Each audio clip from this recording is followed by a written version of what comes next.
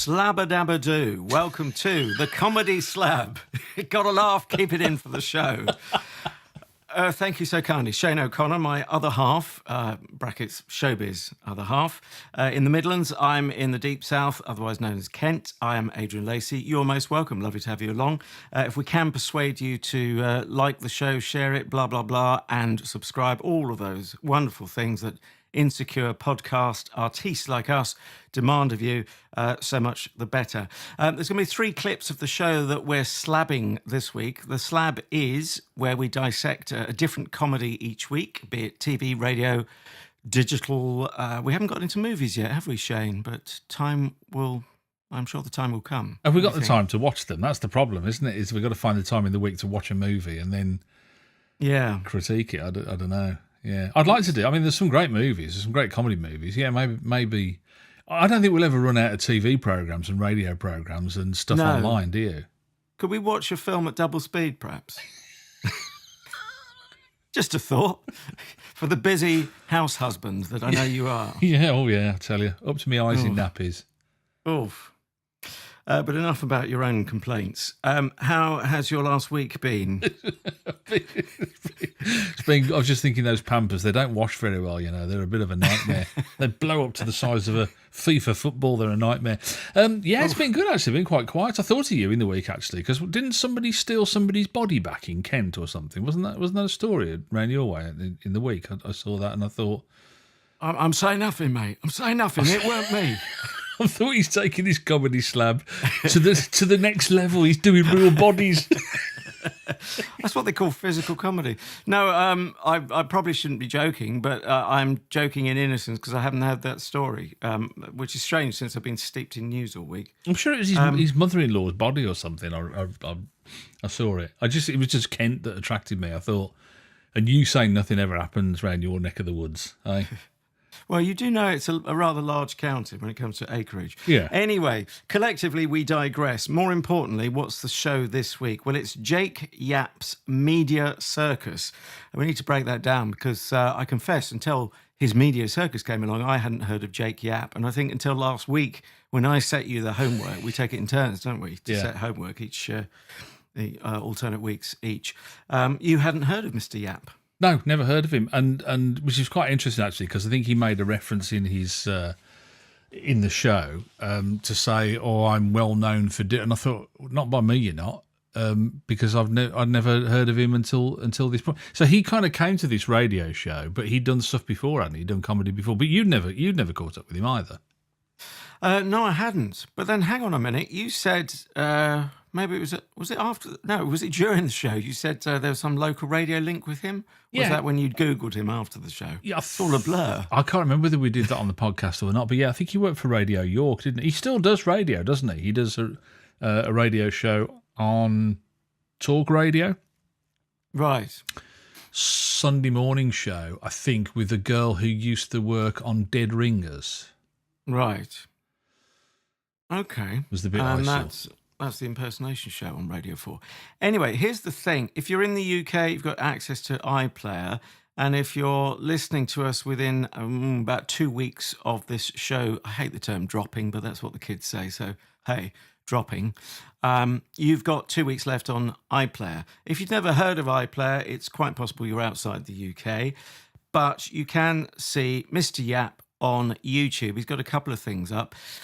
I don't know how well they'll travel because he's a very BBC-esque act, which is not a bad thing in itself, but it's a bit difficult if you're outside the UK and you don't know the shows he's referring to on BBC Radio.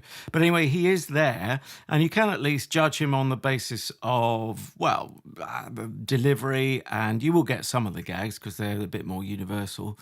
And you can also judge him in... there's one piece which is just him to camera. You see him at the microphone doing Radio 4 in 4 minutes, Radio 4 being a speech network. And then there's another one I've found. I don't know if you've seen this, Shane. I think it's Network Radio in 10 minutes. So it's the whole of BBC Radio. So again, very BBC oriented. Okay, no, I haven't seen that one. No, right. I saw that. Well, anyway, I'm just saying this in case the iPlayer window has run out and slammed shut on your poor little pinky. Can we say that? Yes, that is a finger, isn't it? And is there another? This is series 1, episode 4 that we're reviewing. Is there another series of? Isn't there 2 series of this as well? I thought, or am I thinking of something else? You might be confusing it with Colin Holt, who we've dissected on a previous Comedy Slab. Easy to do. Easy to do. Well, both Radio 4 acts, and also both themed, interestingly, around the circus or the big top, or Colin Holt refers to it as the Carnival of Monsters. Can we start there, actually? Because that was the first thing I made a note of. Okay. Where I thought, if I was Colin Holt, and I don't blame Mr. Yapp for this, I think this is more of a BBC producer kind of thing. It starts off with a very Colin Holty Carnival of Monsters way, doesn't it? And you kind of think, having had that and had the success with that and done 2 series of that, why wouldn't they call it Social Frenzy or Social Media or something? You know what I mean? There's something different rather than go. I was really disappointed with that because it's disconnected as well. It doesn't really go anywhere other than the introduction, does it? He says, roll up, kind of. It's like a big top kind of thing, isn't it, that he's doing? Yeah, interesting point. I always like to give people the benefit of the doubt, and it's quite possible he's never heard of the Carnival of Monsters, although Colin Holt wouldn't be pleased with that either, would he? No. But you also mentioned the producer there. Were you implying that the producer should at least be across it and be aware of the similarity? I don't know. I mean, I've never moved in those circles. I mean, you've always been closer to that kind of thing than I have, and I don't know whose job it would be to say, this show we're doing, Monty Viper's Flying Circus. It's very similar to something that went out a while ago. Do you know what I mean? Who would do? Somebody must be. It must be somebody's job, mustn't it? To go, that's a bit samey. Yes, it might come a bit above the producer, perhaps sort of head of comedy or something like that. Anyway, just before I forget to say it, and thank you for the reminder, we are specifically talking about episode 4 of series 1. The producer of this particular show is Joe Nunnery, and it's a BBC Studios production, so that makes complete sense. Of course, it's on BBC Radio. We're going to hear 3 clips, as I think I said earlier, throughout the course of this comedy slab. Should we hear one now? So that it's, give people a flavour. Yeah, absolutely. So I have to say, I was fairly random with my choice of clips. I was the one who set your homework, Shane, as you know, last week to listen to this particular edition of the show. I just thought, I'll scrub a few minutes in and just pick something and neaten it up a little bit and see how we get along. So this will give you a flavour of how he's sort of... Each week, it's only a 4-part series, and I've chosen episode 4 because you get a longer window, if that applies to you, on iPlayer than I think episode 1's already disappeared as we speak. So... Jake is obviously the main character here, but he's also, I think, he's pretty solo in this clip. But his supporting cast at other times are George Fouracres and Emily Lloyd-Saini. So this is him. He's doing his own dissection, I suppose. This week, in this particular episode, social media gets the Yapp going over. Reasons why you should quit social media number 4. The Great Divide.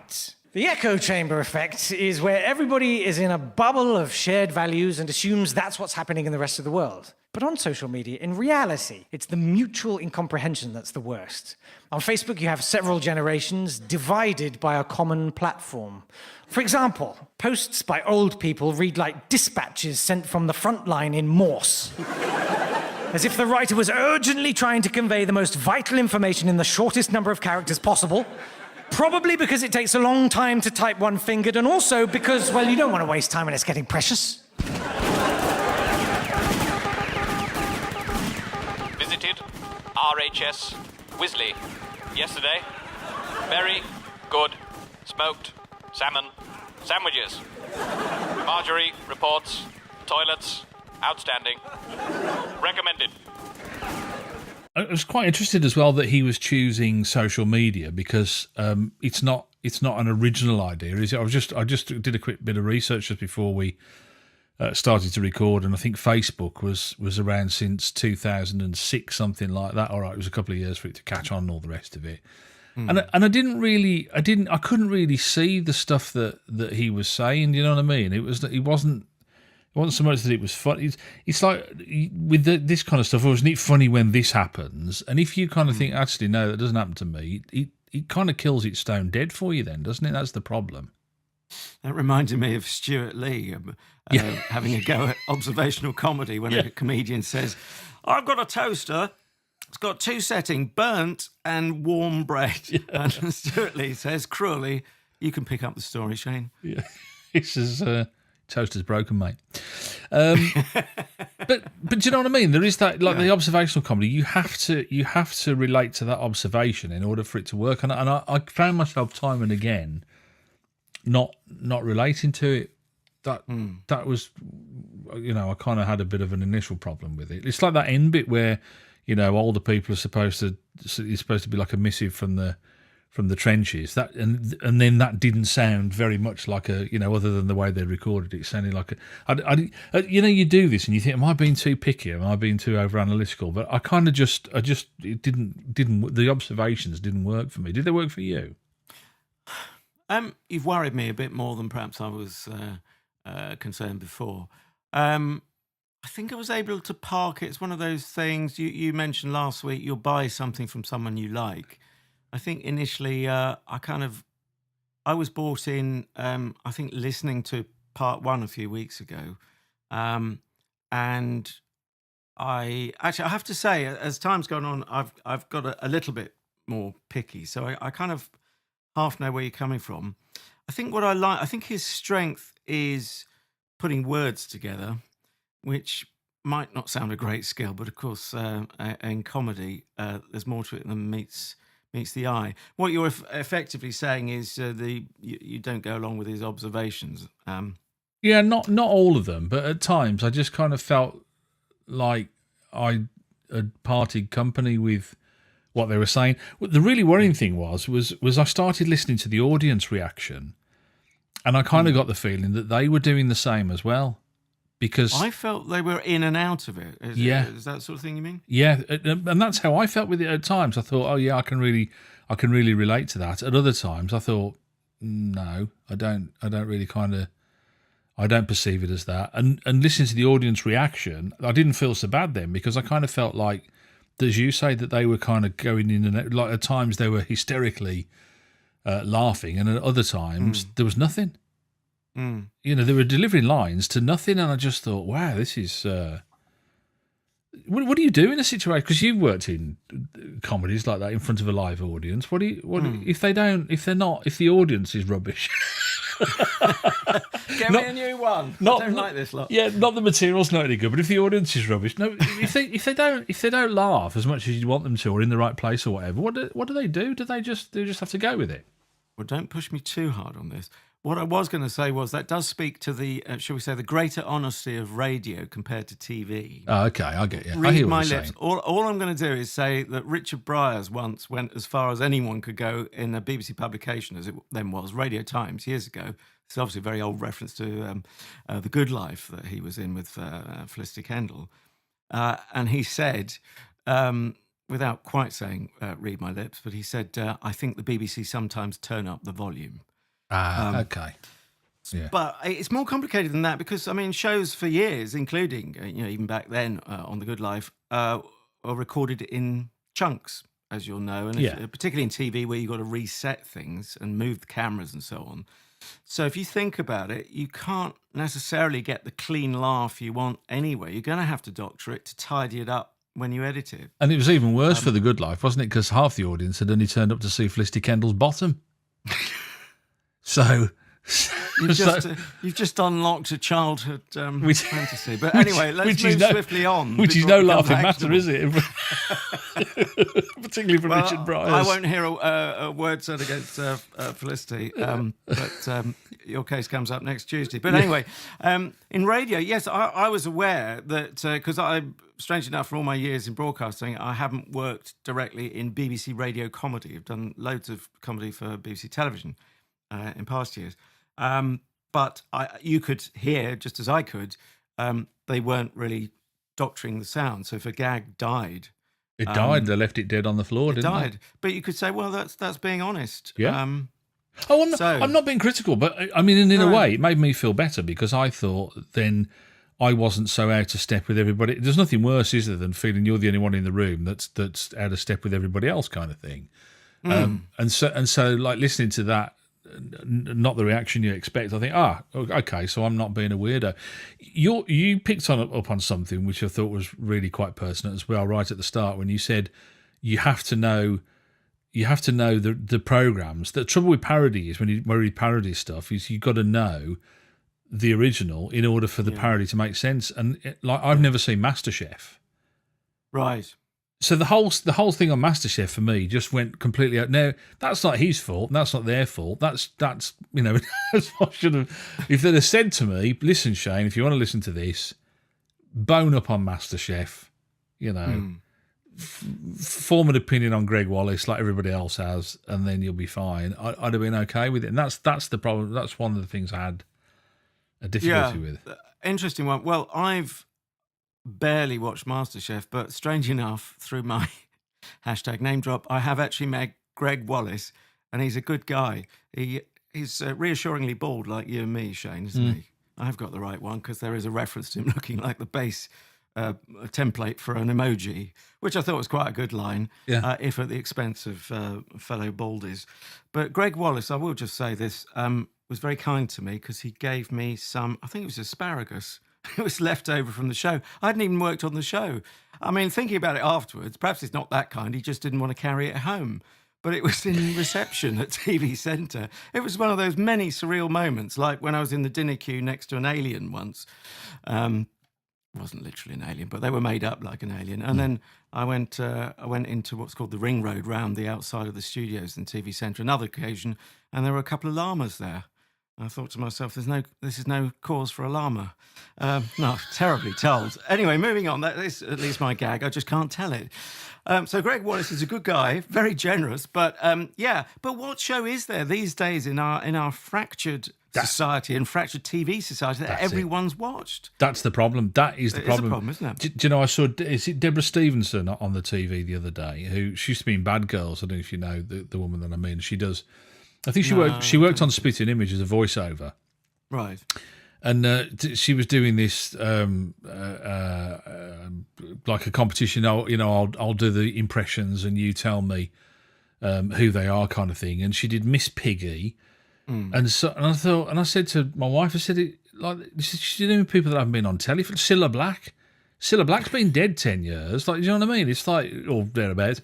Yeah, but for a younger audience, you wouldn't be. You wouldn't have a clue who that, and you kind of think it's like a guy getting up and going, Frank Spencer, all better, and all that kind. But that's you absolutely hit the nail on the head. It's fractured viewing now. I mean, you're watching stuff from all around the world. What do you reference? What do you do as a comedian?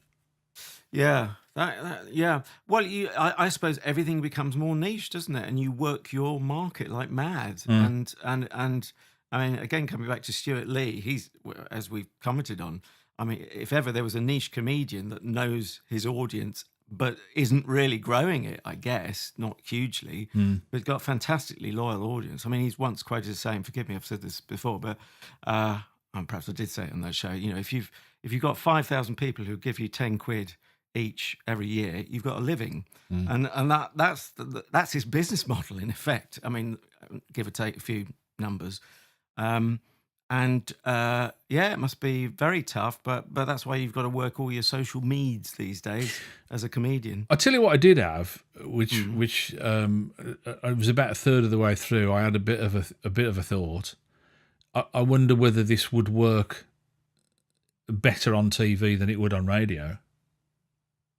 Well, I felt the sound of some great ambition there, which did make me think the TV, not necessarily that the show would work better, but that so many people in radio. I mean, it is a bit of a cliche, but the nursery slopes towards TV. Yeah, and people in radio. I mean, you and I were old radio lags, and that's how we met.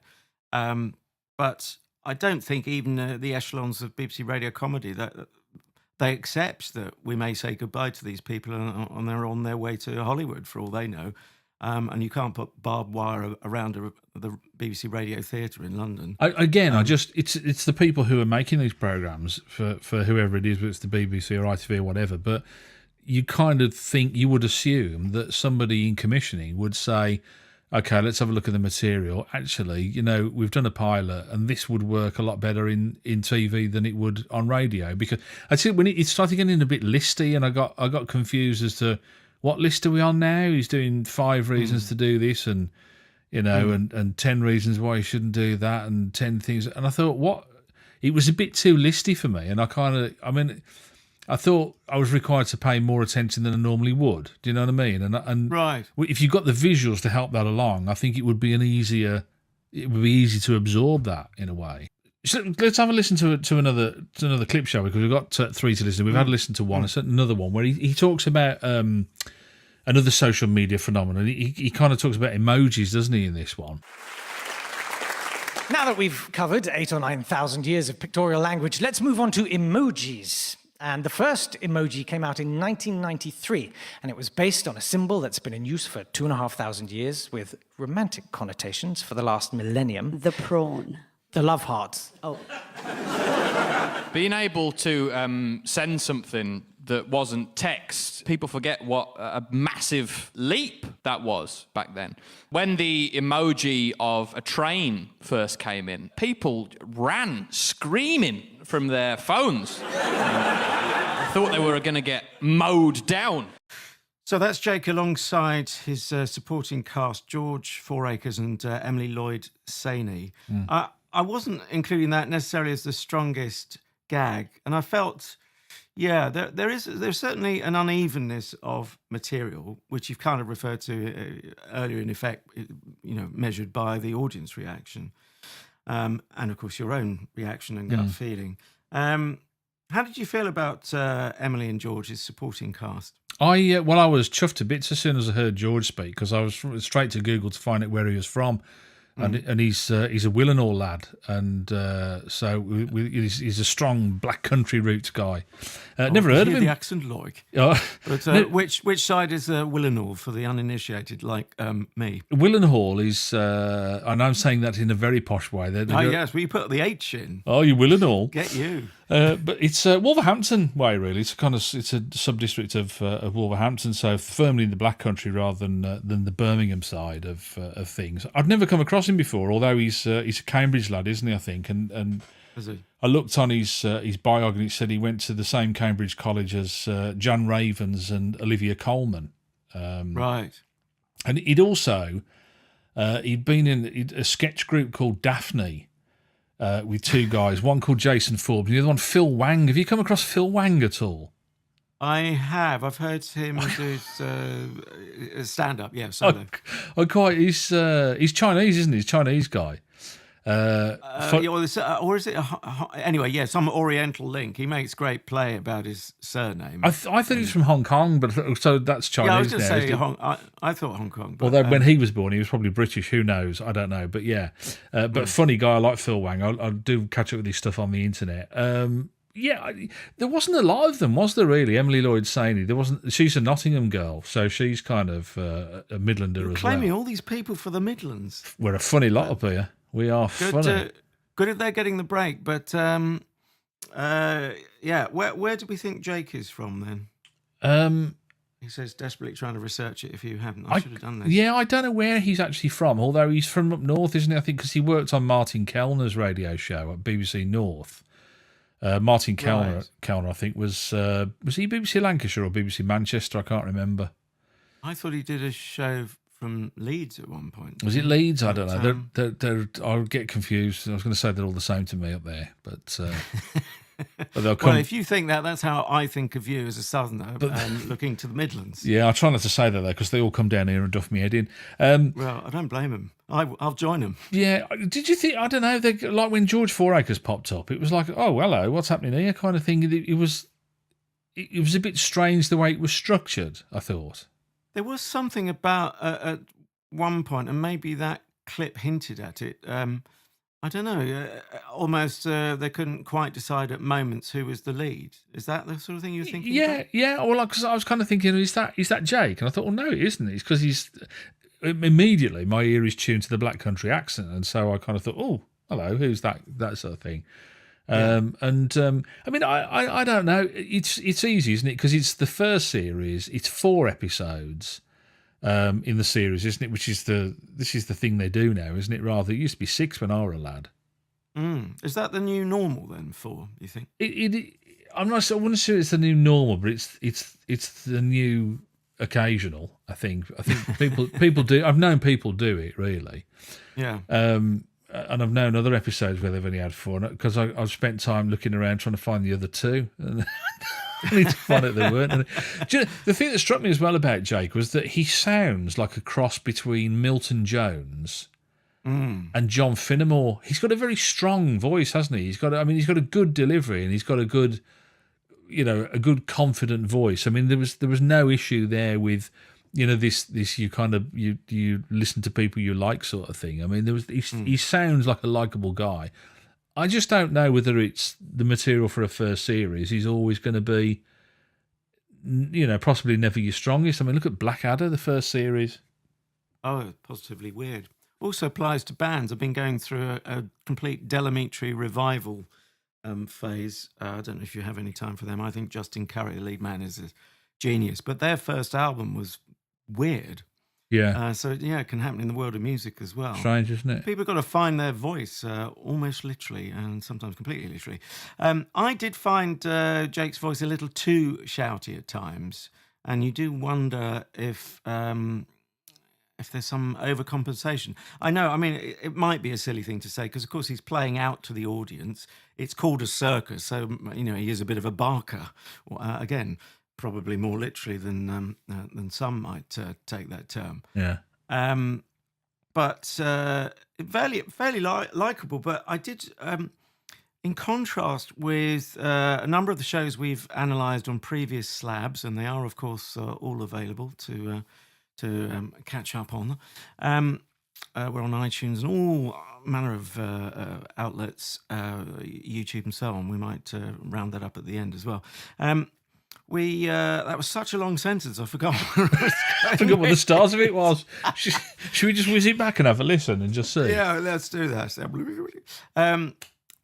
Do you have any recollection where I was going with I'm sorry. I lifted up into another room. I was just... yeah, you lost. I just had a quick shave while I was in there, yeah. You lost the will to live. Anyway, that sorts me out for trying to squeeze in a little promotion on the fly. I was talking about his delivery, a little bit too loud, a bit barky at times for a barker, even for a barker. But, oh yes, that's the point I was going to make. That other shows have grown on me the more I listen to them or watch them. For instance, the TV show we were assessing last week, got better with each viewing, Stathlet's Flats. And I saw some of the subtleties that I didn't pick up originally. I have to say with Jake, somehow there was a bit of a fatigue factor, and I don't say that lightly. And I wasn't embracing listening to it for another time for tonight. I sometimes do a bit of cramming right before we record. So I wonder if it's if he's got the legs to travel with the material as well. Do you? There's one point where I kind of thought this is a lot like Dave Gorman, Life is Goodish. I don't know if you've seen any of that. Yeah. I used to like those. There is a bit of a fatigue factor with those. Was that I wonder. I was going to say. I wonder if it's a format thing that is a. I mean, quite clearly, there's work needs to be done on script editing rather than writing, because as you said, there's some good stuff in there, but it's a bit peaks and troughs. But also maybe the format is not the one that suits him, and you're going to need to hunt around for that to find out what the formula is and what best works for you. The one thing that can we play the last clip, because it makes me cringe. I'm really glad you chose it because. Oh, you didn't enjoy this? Can I just say, by way of easing into it, if indeed we can ease you into it, It's maybe it's the equivalent. Again, it's an ancient reference from the Dark Ages, but a bit like the big production number at the end of the Two Ronnies, a musical number. This is a bit of a rap, so not quite so musical, but you could call it the Yapp rap, I suppose. I got into this series through episode 1, and I thought, I only heard it one time, so would it fatigue? I don't know, but I thought it was a really clever song, sadly not now available on iPlayer, but I'll just very quickly describe a song about actors these days, being born to wealth, and how they, the actors along with him are not in that category, I guess, but they were assuming the characters of, I've worked my way up in showbiz by the sweat of my brow and my offshore trust fund, or whatever it is. That's the sort of gag. And you're laughing, even without hearing it. But obviously this number didn't do it for you. This was talking about, do you remember the ice, what is it, the ice bath challenge? The ice bucket challenge, whatever it was. Ice bucket, yeah. ALS Which, ice bucket challenge, yeah. Yeah, some big notables like Bill Gates or whoever pouring a bucket of ice, but all done for charity there, mate. But this didn't work for you, obviously. I'm Jake Yapp and I'm taking the Bonio Pants Dog Park Challenge. I'm taking the salt and vinegar contact lens challenge. Ow. Ow. I'm George. I'm taking the tinfoil chewing gum challenge. I'm teed off with testicular cancer. Oh, he missed. Oh. I'm licking a docker for gay rights. Ow! I'm taking the motorway Frogger challenge for Emily Bronte week. I nominate your mum.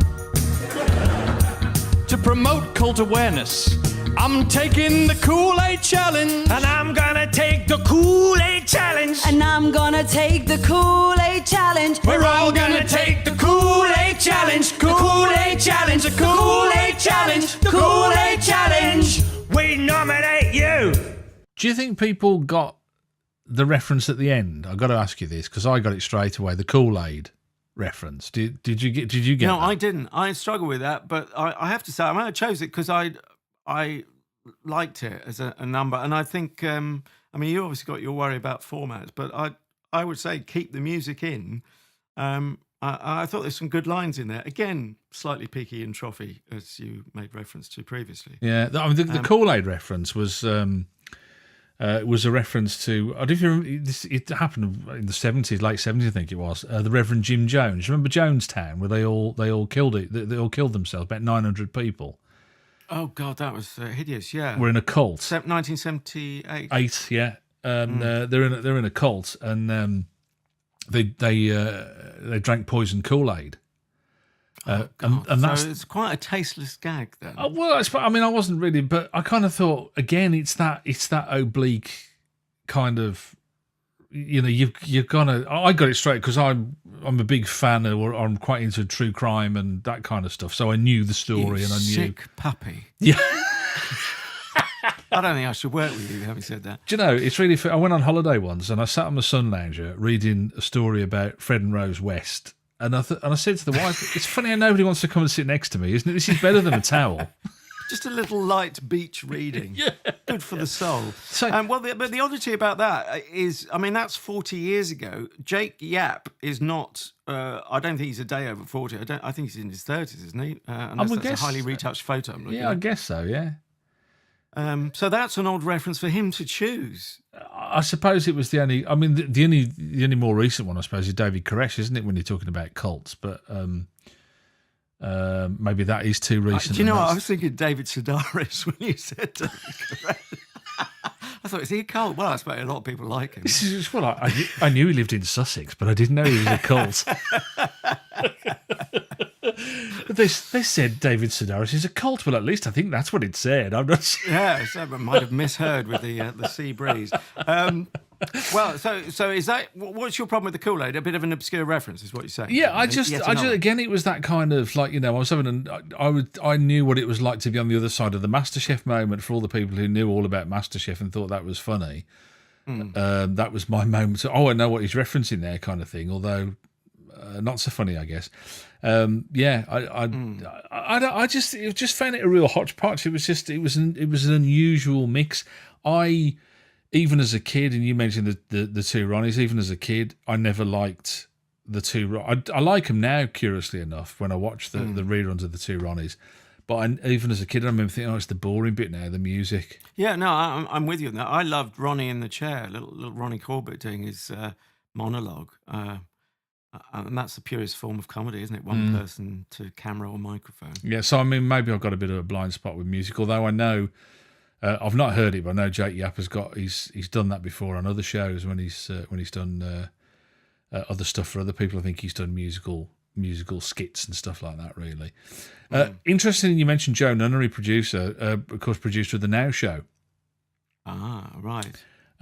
So, whether that's kind of looking for a new, he's looking for a new formula in that sense to try and break out. It must be difficult, mustn't it, when you've worked on something as successful as The Now Show to then kind of do something that is, funny and has got a format that works, kind of thing. But yeah, interesting. Well, yeah, as we're always saying, and we don't critique comedy lightly, because we both know it's fiendishly difficult. And I think overall, I mean, I'd give him. Well, we'll get to our star rating in a moment, but it's better than a good effort, and I think he's a very talented guy.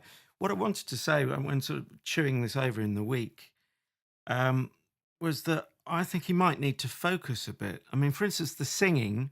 I say I like the music number, but it don't sound to me they're not singing as an ensemble. If one's being picky with that, so they don't quite cut. They wouldn't cut it at that standard unless there were extenuating circumstances we don't know about on the day. They were in a real rush, couldn't hear each other properly, whatever, PA problem, which I doubt. But being kind, cutting them some slack. But they're not West End musical standard as they present themselves there. He's not. Oh, and those YouTube things I referenced earlier. He's not that good at impersonations. But then he's not trying that hard, and you think, so he's not quite an impersonator. I think he's more of a writer than anything, really, and he might be spreading himself a bit too thinly across this format. That's interesting. The Greg Wallace thing, I thought that's exactly what I felt, was that he wasn't an impression of Greg Wallace, but then it didn't sound like he was trying to do an impression of Greg Wallace. It was trying to be a loose sort of facsimile of Greg Wallace, which in a way, I mean, can be, if you're not a great impersonator, can be a better way of doing it, can't it? Really, but then people are just going, oh, that's not a very good impression of who that's supposed to be. Whereas if you do it in a kind of, a looser way in that sense, then you're saying, look, we both know I'm talking about Greg Wallace. It's not important that it sounds like him. Do you know what I mean? It's that. Yeah. It's again. I was saying to somebody the other day about Deborah Stevenson, and this. She said something. I can't remember who it was she was doing an impression of, but it's a bit like doing an impression of Miss Piggy and saying I'm on the Muppet Show. You might as well say hello, I'm Miss Piggy, and then people will go, oh, I got it. Is it Miss Piggy? Yeah, there does come a point where you think, well, he makes it obvious with the material, but. Yeah, those YouTube monologues, kind of think I'm laughing at the material more than the delivery. Yeah. And he's helping himself, giving all the clues to people who do know the references, at least, to say, oh, and on this show, this person's like this. So he's trying to be them. Or it's more like an artist's impression of, isn't it? A sketch. Yeah. In the loose sort of visual artistry sense. I'll have to catch up with those online anyway. But time to give our points out, isn't it? I think it is. And do you know what? I haven't even thought till this moment what I'd give it. And sometimes I talk myself into a score or talk myself out of one I've decided previously, but I haven't made any decisions here. Do you want to go first for that very reason? I'm going to take long. Do you want me to go first? Yeah. 2. Ooh. I'll give it a 2. And with the caveat that I say, and I think you're absolutely right. It's not us saying, oh, I wouldn't have done it like that, or how terrible it is. But just a 2 because I think it's the first series. Not sure the format's right. Not sure. I wonder whether there's a pressure under artists to do all of the writing and not have any. I know there was some additional writing done by a guy called Robin Morgan. Yeah, who previously had only done stuff for Radio Wales. I think he's also the warm-up man for Graham Norton and Blind Date and things like that. So he's a performer in a sense as well. But you kind of think, if you're going to launch somebody like Jake Yapp, with a brand new series, you want to give him either a good co-writer or a good script editor who's going to hold the hand through the process and help them out. And that's where I come from with the two. I mean, I asked myself the question: would I go back and listen to the other episodes in the series of 4? And I probably wouldn't. But like I say, as an artist, as an entertainer, I think, yeah, you're right. There is a future there. I'm just not sure that this is the vehicle for him. Right. Well, I would recommend that. Unfortunately, it's fallen off the iPlayer now, but I would hope it gets a second outing because it deserves that as a series. And as and when you see it pop up, I would recommend, if you can't bear to hear the whole of episode 1 of series 1, at least spooling into the music number, which I think is really good, and actually the lead into it about actors cutting it on their own talent and their trust fund, all of that, trustafarians. Right, I can't put off the evil hour any longer. I've got to make my own mind up about star rating. I guess my impression, having listened to episode 1 all those weeks ago now, was a bit of love at first sight or at first hearing, and I would expect to have given a 4-star then. My decision now is it down to 3 or 3.5? I think I'm going to err on the side of generosity because I think I sense they a lot of it could come down to budget. Really, they just haven't got the time. I accept what you say about script editing and so on. A producer can do that if they've got time, and I know how much under the cosh they are at the Beeb these days. I'm going to give 3.5 because I think that there's definitely big potential there. And I think they've realised a very listenable show. Okay. But obviously with its slightly rough edges, as we're saying. 5.5 out of 10. Still in reasonable territory, I think, really. Definitely a pass mark, I would say. Yeah. Absolutely. Good. It was Jake Yapp's Media Circus. Series 1, Episode 4, and I should say again, BBC Studios production. Some of it, some of it's still on iPlayer, but don't forget, because these fall over into audio books very often. You can get them as a complete series on audio. So if you keep it like I do, if you've got Audible. Which is Amazon, isn't it? I think. You can get the audiobook version as well, quite reasonably priced. So keep an eye out if you want to catch up with those. Time to look at homework for next week, then. Yeah, I have a certain amount of trepidation because I never know where we're going with this because we don't discuss in advance, genuinely. No, I tell you what, I picked this. I've been a big fan of Stephen Mangan ever since he appeared in Green Wing, that groundbreaking Channel 4 series, which I just thought was excellent. Had a stellar cast who all went on, I think, without exception, to do wonderful things. And he's in a brand new comedy called Hang Ups. I don't know if you've caught anything of it. No, I think you might have mentioned this to me off pod, as it were. Okay, the reason I've chosen it is, again, because format. I like the format. I love things with it and think, that's a different way of looking at comedy. It's a different format. The basic premise is that Steve Mangan is a therapist, and he does therapy over the same way that we connect over Skype and things like that. That's the basic premise from what I can gather about this show. So it's on at the moment, actually, and I think episode 4 has just aired, 4 or 5. So shall we go for episode 2 of Hang Ups, which will be knocking around on I think it's Channel 4. I'll have to go check that out, but I think it'd be on all 4. But I'll give you all the details of where we can find it next week anyway. But yeah, Hang Ups, Steve Mangan starring in Hang Ups, is your homework for next week. Thank you very much. And also, we will put up those details on Twitter. So do please follow us on Twitter, where we are at Comedy Slab. And on Facebook as well, same, at Comedy Slab on Facebook. You can catch us and we'll put the details there as well.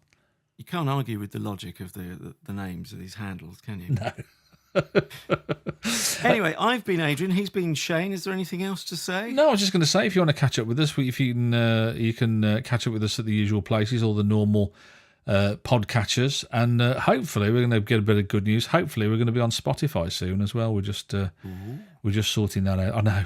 Ooh, as my gran would say. And see if you can catch us. Thank on you there. for comparing me to your gran, and it's a great honour. And so until the next time when I compare Adrian to a member of my family, probably not so flattering next time. I think he got away lightly this time. We'll catch you on the next episode of the Comedy Slab. Thanks for listening, and don't forget, a real postscript here. If you want to suggest a show for us to put up on the Comedy Slab, do please do so on the social media outlets previously mentioned. Take care.